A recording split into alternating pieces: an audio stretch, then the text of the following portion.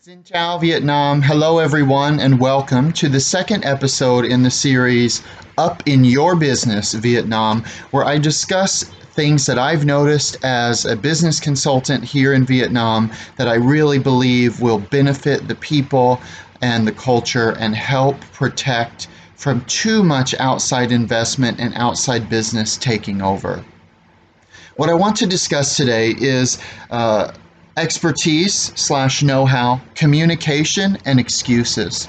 Again, I'm drawing on my own experiences here, both as an employee and a business consultant, to bring the information to you that I notice is actually a real problem. This isn't me just spewing out things that I know. This is stuff that is vital and that is actually a consistent problem here in Vietnam.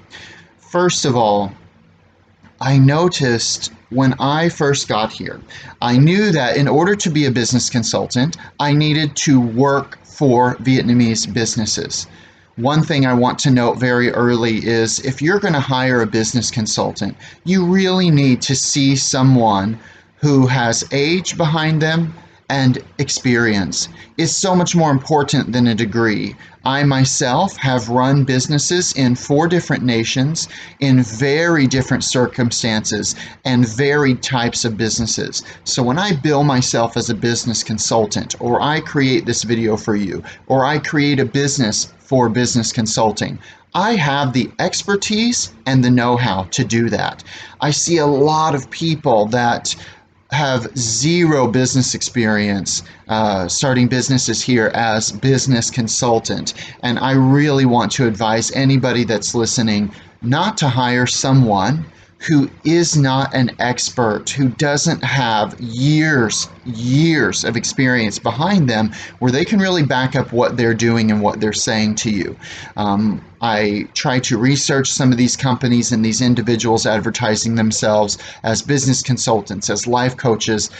The reality is at 25 years old, you don't have enough experience to be anybody's life coach. You don't have enough experience to consult a business that is somebody's future, that their family and employees are depending on its success to help them establish something more solid and better that's going to last long term. Maybe you know some things from home, or maybe you learn some things in school, but learning things in school, at university, is not at all the same as the real world application. So if you're looking to hire a business consultant, I advise you to find someone who's a bit older. There's a lot of age discrimination here, but somebody who's older and has a lot of experience behind them, especially varied experience in many different nations, they are going to have the most tools that will allow you to obtain information, to grow your business, and to really educate yourself. A lot of businesses here are investor owners. They're not investor operators. And what that means is that somebody that already has money has decided to open a business, but they don't know anything about that business. Same as if you want to open a business yourself. I encourage you to choose something you know a lot about, something you're extremely passionate about, because when you own a business, what it's going to require from you is every day to improve yourself. That might include taking feedback from customers. That might include taking online courses, watching YouTube videos, making friends that also own businesses to get advice from them. Pretty soon we are going to start a Better Business Coalition here in Hanoi, and this will allow business owners from varied backgrounds to come together to share contacts of people they've worked with that have been really helpful and professional, and to share business skills and advise each other, and all the while growing our community and making it a better place and improving the businesses. So when the tourists come back, everything is better than it was before. And that's what prompted me to start this video series, because during these difficult times, not everyone can afford professional advice. So I'm here, I'm going to give it for free. Obviously, when you hire someone as a business consultant, their information and their expertise is tailored to your business and the challenges it's facing. This is more of a general information session where I just want to share things. So first of all, as I was saying, when I first arrived here, I knew it was vital for me to work for Vietnamese people and businesses in order to understand the mentality of the staff, the owners, the directors, and sort of obtain on all levels the operational day-to-day guidelines. In my own career, I have worked at every type of job, and most of the companies I've been successful at, I really have sort of started at the bottom and worked my way up by proving myself. This was so important and useful to me because as I became the part-time employee to the full-time, to the manager, to the director, to the training manager, to the executive, I knew how everyone felt in their job. I knew the role that they were being required to play each day, and I knew the demands of that role. I knew how to execute that role perfectly. And in that, it allowed me to train people better because I had the expertise, and it allowed me to set them up for success in their role. So as I started here, and when I was first working in Vietnam, I have to say it was a horrid experience. It really was awful. The abuse that I endured from the director of this business was really beyond imagination to me at that point. I had previously worked for a lot of the finest retailers and companies in the world, so my experience was mostly in luxury. And in luxury, especially in the West, you are always working for an expert. The person who's ahead of you, that's your boss, that's your first contact in line, has always earned their role. They have not just come in and opened a business and, just have a job because they created it. They worked very hard to get there and they proved themselves. So you can always pick up some skills from these people, and these people always know how to do your job. And that allows them to be a good coach, a good leader, not a boss, but a leader. And there's a big difference between those two types of people. As I grew and learned in that business and worked in others, a lot of things became really evident, and those are some of the things I will cover in this series. The first one that we're going to talk about today is, again, expertise and communication. I realize that in the Vietnamese culture, communicating, questioning is not part of the culture. The culture here is that a boss gives you a task and then you're expected to go do it. If you don't know how, you need to figure it out. But generally, the boss doesn't even know how to complete that task. They don't know what good looks like. And it's really important when you are opening a business, or even you're the manager, you need to know what good looks like. This was the first frustration I constantly encountered at my job because no one knew whether to tell me I was doing a great job or a poor job. And I needed that feedback because I hadn't worked in this field before, and all the feedback I got was keep the customer happy. That's it.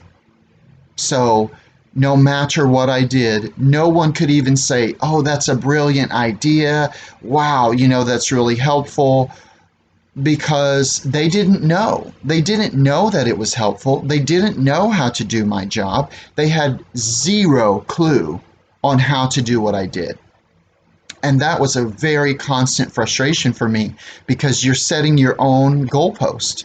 And when you step into a business as an employee, it is not your responsibility to set your own goalpost. It is your employer's responsibility to make the guidelines of your role very clear and to educate you, to train you how to be perfect in that job, how to execute it perfectly. That way, when you do make a mistake, they know how to coach you into not making it again or doing better in the future. So in this, what I'm saying is that whether it's an owner investor or someone who was just hired to be a manager because they've been a manager at another job or in another field, that doesn't mean they have any clue what they are doing. So if you're the manager hiring someone or you're the owner of a business, you have to seek out someone who is an expert or at least experienced in the field that you're working in. Again, this is why I encourage you to open a business that you are passionate about, because maybe you can't find someone who's highly qualified, or maybe you think you should save money and you want to hire someone that's suitable instead of perfect. Your business is going to suffer. Your staff is going to suffer. Your customers are going to suffer, and your business will fail. Point blank, period. There's no other path for a business to go on when no one is an expert. So, along with this, what happens here in Vietnam is an employee who fails at a task or just to meet the minimum requirements of their job, say be on time for training or show up on time to work. What they do is they just give an excuse to the boss. The boss just says, okay. And that is because of the culture here of not pushing back, of not questioning things. Communication is the absolute key to the success of everything in your life. Whether it's your relationship romantically or with your family, whether it's you understanding your job or you opening a business, communication, communication, communication. There's no other single thing that you can focus on that's going to bring you more success in life than communication. And by this, I mean, as the leader, you have to be ready for communication back. You have to be ready for your team to tell you, you are failing me. You didn't explain this to me. I don't understand. This way, they don't feed you excuses when they fail. They feed you real information that allows you to assist them in becoming successful. When you open a business, when you have a staff, you are responsible for their success. You are responsible for setting them up with skills that will allow them in their future to be successful. Not necessarily with your business, but in life. They're not just your employee, they are your responsibility, and they are trusting you to teach and guide them in a way that will give them skills that will pay off in the future. So back on communication. You have to be able to communicate to your team how to complete a task, how to do something very well, how to do it correctly. You know, I'm always going to draw from my own experiences to share information with you. So, 2 days ago, I fired a company that I had been working with for 6 weeks to complete a task. Their job I did because I knew intuitively and based on my experience here that they wouldn't be able to execute it to the standard with which I expected it to be executed, especially for the amount of money that I was paying them. So I did their job for them. I trained myself how to do it. I taught myself what they would need, and I did that. Yet still, it took them 6 weeks to do the most basic part of their job and their responsibilities. In this, part of it was taking an image and framing it to prepare a printing. So I prepared the image in the exact dimensions necessary, and the first proof they sent back to me, the image was running off the edge of the parameters they had created. So they didn't even size it down. They didn't even center it.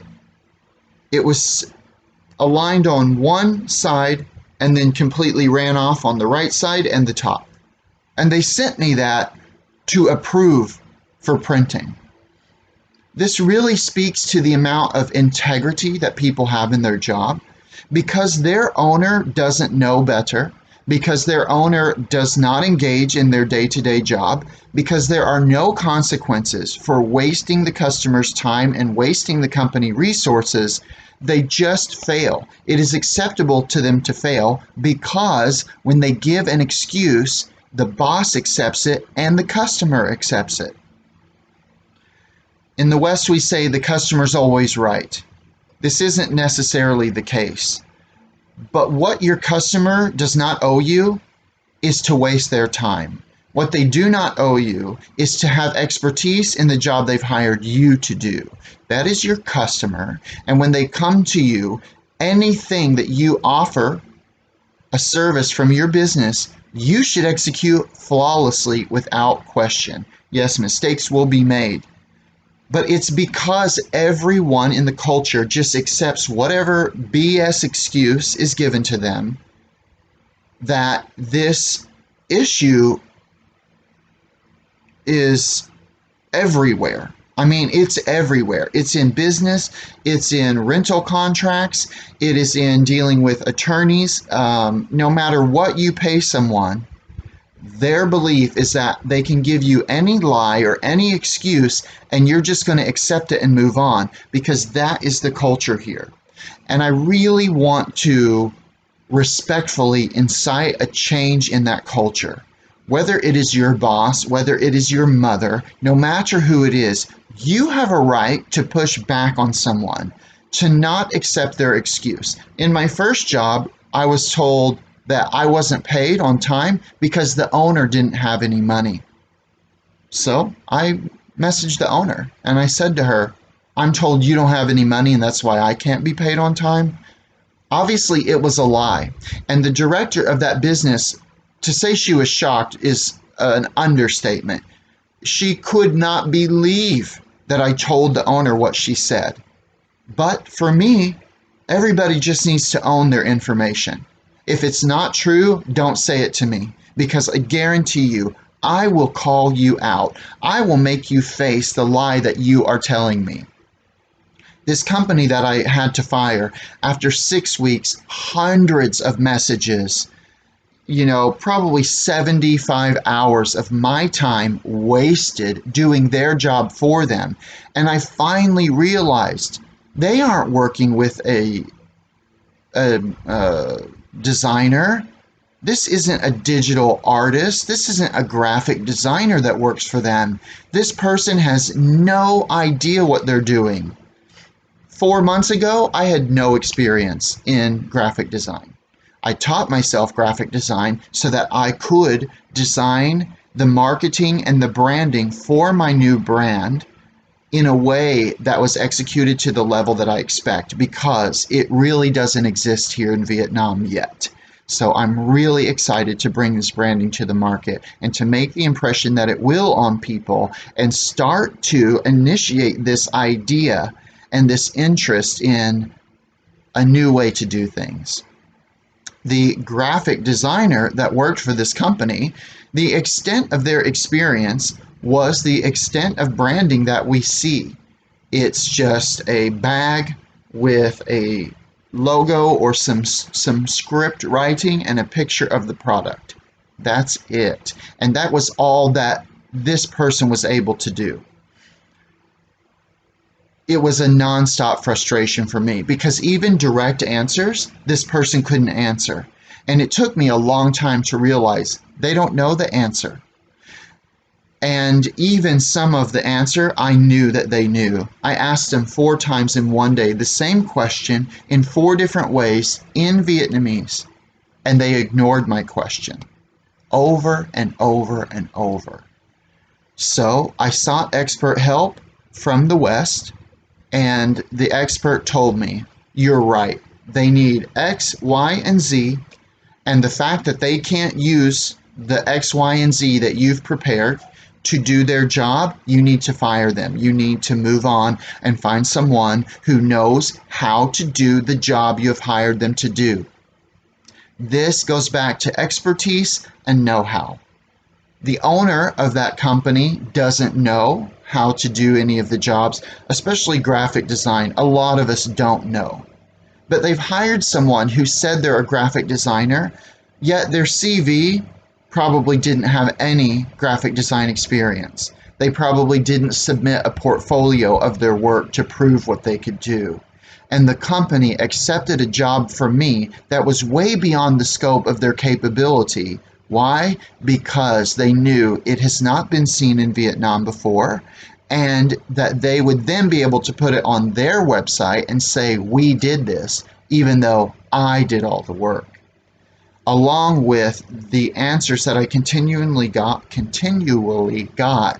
that were excuses, that were lies, and that were straight up deceptive.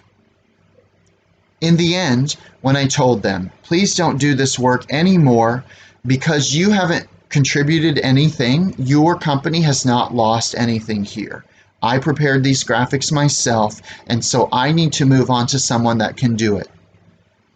Okay, fine.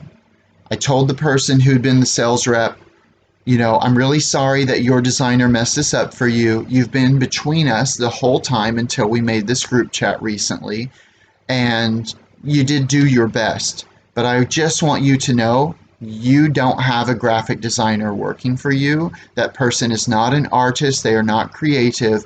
They cannot do the minimum things that they need to do for their job. She said, okay, thank you. And I apologized. I said, listen, it's not totally your fault. Because although she fed me excuses and lies the whole time, she was fed an excuse from the designer and she didn't know better. And she fed that excuse to me. So I would push back with the facts. Maybe she would tell the designer, maybe not. But because the designer didn't know that what I was saying was true, there was no more communication, no more information there. Just time wasted and days waited and waited for a response and for things to be corrected.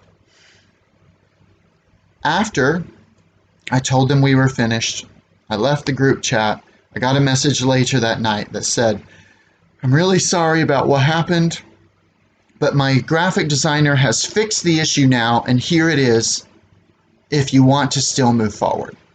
First of all, if you've pushed me to the point that I say I am done with you, we have nowhere else to go. I've walked away from jobs. I've walked away from very lucrative contracts. I've walked away from people that I've loved. Because why? Because they push and push and push and push. And when I am done and you have pushed me all the way across the ocean, I'm just done. It takes a lot to get me there. Anyway, she said, here it is if you want to move forward. The image she sent me was the worst of all the images that we had dealt with the whole time. It was a desperate grappling and plea to pull me back into that negative energy cycle in order to hold on to that business because they need it. We all need business right now. It's a very difficult time. However, I was already done. I said to her, listen, after what we faced today, and the fact that your graphic artist will not listen to me and will not execute what I've given them, but is attempting to manipulate the images that I've created, it was a total waste of my time and energy, and I don't want to do this anymore. Thank you for your time. Thank you for your effort. She replies to me, yada, yada, yada. You can find someone else. Bye. Girl, you better check your attitude. These people are representing your business. And that sort of immature attitude, it is, again, something that's quite prevalent here. I know a lot of people that are around 30 years old that will throw an absolute fit, whether they are with their partner in public and they'll stomp their feet and or whether it's this case where this person got mad that I wouldn't re-engage in this energy cycle with her. That immaturity is like, it's going to hold society back indefinitely. That maturity is because we live in a home with several generations. There's always someone to pick up your mess, and people aren't pushed to become mature and to do their best every day. And because everyone accepts excuses and lies like it's oxygen. Like that is just how it's going to be. I'm not the one. And this person should have learned over the last 6 weeks not to feed me excuses, not to send me poor quality results, and either just to leave me alone or to actually do better and to use their eyes to compare things, what I said, what they're doing, and realize these are not the same. I am not going to send this to this person. But they expect for me to accept their excuse because their boss does. And their boss accepts it because their owner of that business has no clue how to run that business. They have no idea how to do any of the jobs associated with their business. It's the big problem with owner investors. You need to be an owner-operator if you want to be successful. That way, in the beginning of your business, say it's a coffee shop, which we don't need any more of. We have 1,000 coffee shops on every street. Everyone is the same with the same plastic tables and the same dirty walls and the same. We don't need any more of that. But when you open your first one, you need to be the one making the coffee, opening the shop in the morning, sweeping the floor, taking the inventory, dealing with the customers. You need to wear every hat of the business. You need to do it all. That way, as your business grows and your time has to be spread between multiple locations, you know what is expected of someone. You can write an SOP or standard operating procedure for every task associated with your business because you did it. This way, when you open a new business, you give your staff the manual. Here's the information. I'm going to train you. And after that, I expect you to execute this role flawlessly because I myself showed you how I want it done. And if you forget, here is a book of information that you can reference to remind yourself. Step 1, 2, 3, 4. Mo, hai, ba, bon, nam. This is how we create a successful business that can grow. Communication. You're communicating how to do the task. You're demonstrating how it's going to be done. And you're prepared for your team to ask you questions. You don't accept excuses from them. If I hear one more person say, "Oh, I'm late because traffic," no, traffic is always the same. You need to leave your home earlier. You have a responsibility to do the tasks associated with your job, which include being here on time, ready to work. Not, "Now I need to put on makeup." Not on your phone at all during the workday. I am not paying you to be on Facebook.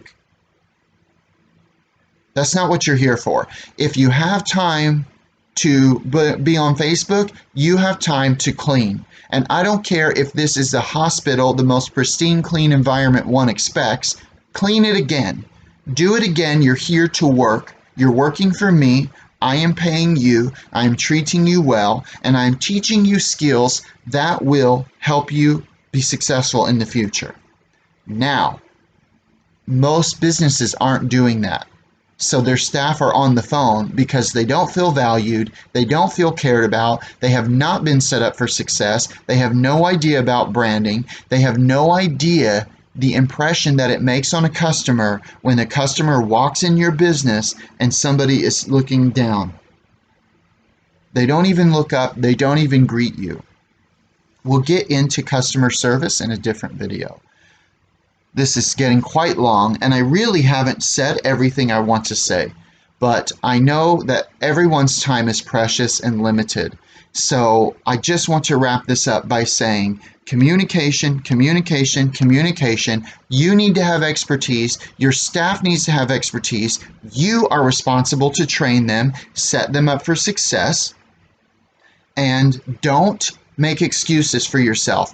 Don't make up lies. Listen, when those people kept feeding me excuses, they weren't only excusing their mistake without learning, which is a big problem, right? Because they're not going to do better next time. They were excusing themselves from wasting my time.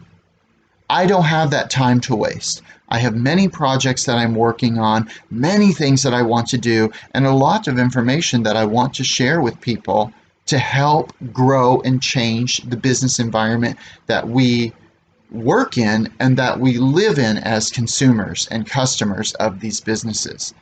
So set your team up for success. Know what you're talking about. Know what good looks like. Go into your business. Shadow the manager for a day. Shadow the cashier for a day. Shadow the cleaner for a day. Let them know how to do their job well. I hope that this information is at least a little bit helpful to you. I'm sure that in the future I will talk about it again, because this is the most important thing that people can do for free that will transform your business, that will transform your staff, and in turn will transform your life and the success that you find. I hope you all have a great day. Thank you so much for joining me. Bye-bye.